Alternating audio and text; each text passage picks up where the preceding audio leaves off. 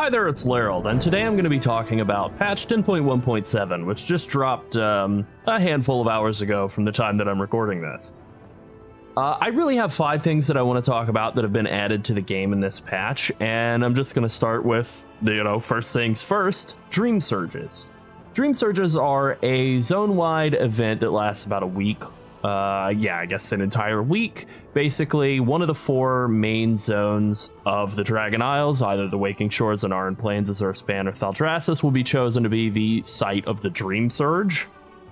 And there are some NPCs that you can interact with there, and there are some bonuses both for leveling, 25% XP bonus, as well as just like some generic zone-wide bonuses that everybody's able to vote on.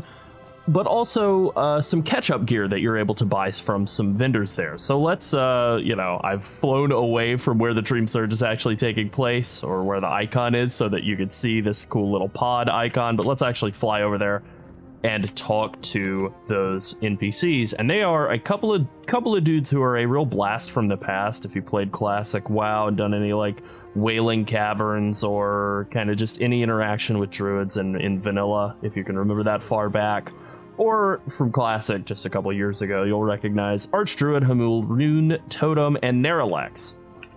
So Neralex is a guy who you speak to, and everybody who plays in the zone, basically on a 30-minute rotating timer, they're able to come to him and vote for one of 2 buffs. So these are the 2 options that are available right now. Dreamsurge Heartbloom. When damaged, you have a chance to summon a Dreaming Heartbloom that periodically heals nearby allies. Or you can choose Dreamsurge Hibernation. Instead of dying, you fall into a deep sleep that restores you. Can't happen more than once every 60 seconds. So the periodic heals sound more valuable to me, so I'll vote for that. The current options that we have, or the current buff that we have right now, is this Dreamsurge Thorncloak. Absorbs up to 400,000 damage and inflicts nature damage to attackers. Basically like a reactive Thorns buff that recharges after not taking damage for a while. The bonus that we had before I started recording was just 50% move speed, which was awesome. It basically felt like having sprint up all the time.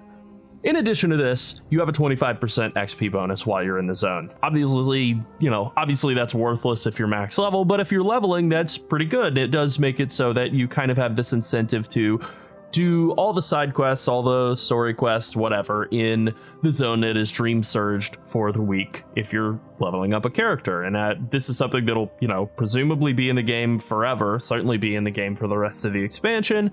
And so I'll be taking advantage of this. I haven't leveled my shaman yet, and it's kind of a classic, favored character of mine. I did the insane on it. It was my main for a couple of years, and yeah, it'd be fun to get it up to max level, and it'd be really fun to get it up to max level 25% faster. Now, in addition to being able to vote on these zone-wide buffs with Neralex, there are quests and, just general things you can do, outdoor content in the zones. It's all pretty familiar stuff. You kill rares, you get currency, you can come to Archdruid Hamul Rune Totem and spend that currency to buy stuff. You can complete these quests like, you fill up the bar, you get this item, then you can come talk to him and buy a random piece of champion track gear. I shouldn't say a deterministic piece of champion track gear, which could be, a weapon or whatever. And then potentially you could upgrade that item all the way up to 437 item level, I believe it is. So pretty good catch-up gear option. So that is Dreamsurges. They're outdoor content. I would say that they're heavily influenced by time rifts. I think the biggest issue I had with time rifts, really the only one, was the horrible lag that persisted for about the first day or 3, and that hasn't really seemed to be the case with the Dreamsurges. At least not in what I've seen, although I have been doing them kind of late at night, so, But then again, I was lagging like crazy in time rifts at like 5 in the morning, so I really think that maybe they've just kind of sorted things out with the Dreamsurges. And they also have some benefit for people who are leveling up. The second thing I wanted to mention here is just the existence of Night Elf and Forsaken Heritage Armor quests. This is like a pretty huge appeal for people who play Night Elf or Forsaken, I think, because those transmog sets look really good. And I've liked every single one of the Heritage Armor quest lines. I thought they were all really fun and really interesting. And yeah, I'm looking forward to doing those. I do have a Forsaken character, a rogue, that I'll probably get that on. I don't have any night elves at the moment, so maybe that's something I'll get to down the line. They've also added Heroic Dawn of the Infinite. You know, you can go kind of learn the dungeon on a bit of an easier difficulty level. It will almost certainly, like, you know, bet $1 billion, it will be added as a Mythic Plus in the next season. So getting some practice in now and being able to like queue into it with the Dungeon Finder tool instead of having to actually find people who are willing to go do it on Mythic. Like, you know, I can see some appeal there. And then there are really just 3 other things here. I guess it's technically 6 things. The new quest line I haven't touched yet. It does breadcrumb to you as soon as you log in. You get a talking head that tells you to come to Valdrakken, and then as you go near Valdrakken, Chandra's Feathermoon will, you know, give you a little talking head like, "Hey, champion, come talk over here with me and do this quest." I haven't done it yet. I've been told that it's really good and it sets up the next patch. Allegedly, it's going to be a banger. I believe it.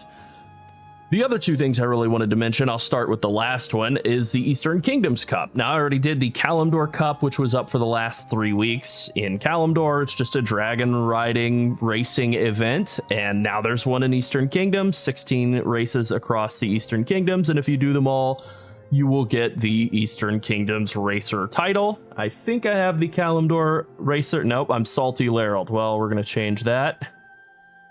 Do you like my belt transmog? I don't. There we go. Kalimdor Racer Llarold. Hopefully they get this belt transmog situation fixed. Until then, let's just fix our transmog for the time being. Hey, there we go. Looking better already. But last thing, and I think the most important addition, and you know, you can see here they just kind of slotted in under a tiny little like heading, no real huge standout post here, is the addition of the ping system, which I think is like a massive step forward for Blizzard in terms of modernizing this game. So they give you a nice little tutorial when you first start to interact with the ping system page here. You are able to bind, if we come down here to the ping system key bindings section, you're able to bind the whole like ping wheel. You can tap it and it'll ping. You can hold it and then it'll give you a fly out wheel, and you can choose which of the 4 pings you want to use, or leave it dead center and release, and then it'll not ping at all. You can also bind by hand any of those 4 pings if you would prefer to. And what's really nice about this is you can ping on the ground, you know, warning over here, or I can ping this guy. What's his name? Oh, maybe not. He's moving too fast for me. All right, I'll ping myself. Attack Llarold. And as you can see, it actually puts a chat message in there as well. If you come into your chat settings under Other, over on Other, the other subheading of the Other tab, there's ping messages, so you can turn those on in your chat. Attack this stretch of ground. We're going to say, try and find somebody who's not running around like crazy. Okay, Ruby Scaleguard. Warning, Ruby Scaleguard. Pretty great addition to the game. Certainly a lot more modern than like the waypoint marker system that you can't even use if you're not in a group, which, I mean, pinging if you're not in a group is mostly worthless. I guess you could use it to show stuff to people that are watching you on a video or a stream or something. But the old waypoint markers, they're very dated. You know, I mean, I think they're over 12 years old, and now I can ping that child. Look at that child run by. Okay, bye. This is great. I'm definitely hoping for more modern UI elements like this, but even just this on its most basic level is really, really great. It's a really effective implementation of just a really useful tool.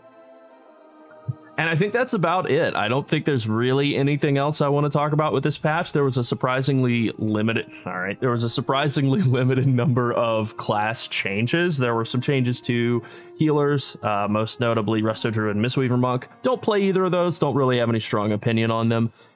And, you know, that's fine. Tanks have gotten changes.